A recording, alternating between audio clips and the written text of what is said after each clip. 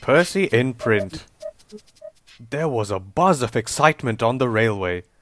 The Fat Controller had announced that a well-known writer was coming to finish his book about famous steam engines and their journeys. Gordon and Sir Handel were being cleaned for his arrival. "I must look my best for my interview," boasted Gordon. "Obviously, only engines with titles will make an impression," steamed Sir Handel grandly. "I've got a title. I'm a Sir." Percy brought Gordon's coaches. "What's an impression?" he asked. "It's when you're important," Sir Handel explained loftily, "and everyone remembers you. Like that time Gordon was asked to take that special," puffed Percy brightly.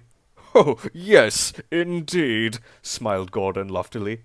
"And ran into a ditch to avoid it," finished Percy. "Oh, I remember that one." And he ran off laughing. The writer sailed into the wharf one bright autumn morning. Duncan was there to greet him with the Fat Controller, and it was agreed that the writer could travel in Duncan's cab to the junction. Duncan was excited. Carrying the writer made him feel important. He was so pleased that he rocked and bounced all the way along the line. The writer didn't enjoy it at all, and when they arrived at the junction, he had to go and sit in the Fat Controller's office to recover. "I certainly made an impression," Duncan boasted to the other engines.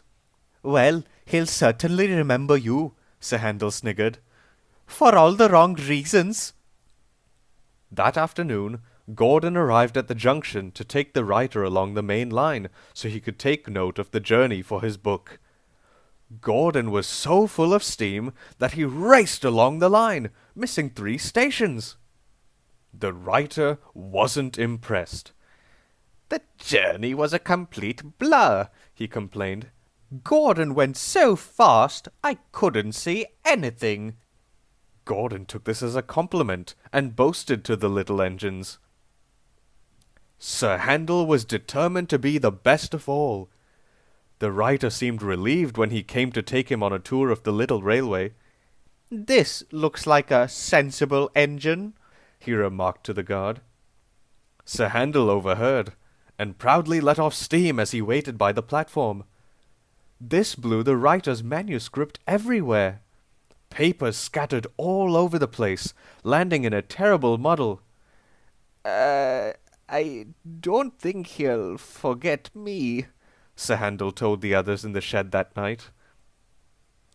The next day, a storm blew up, and strong winds caused damage on the island of Sodor.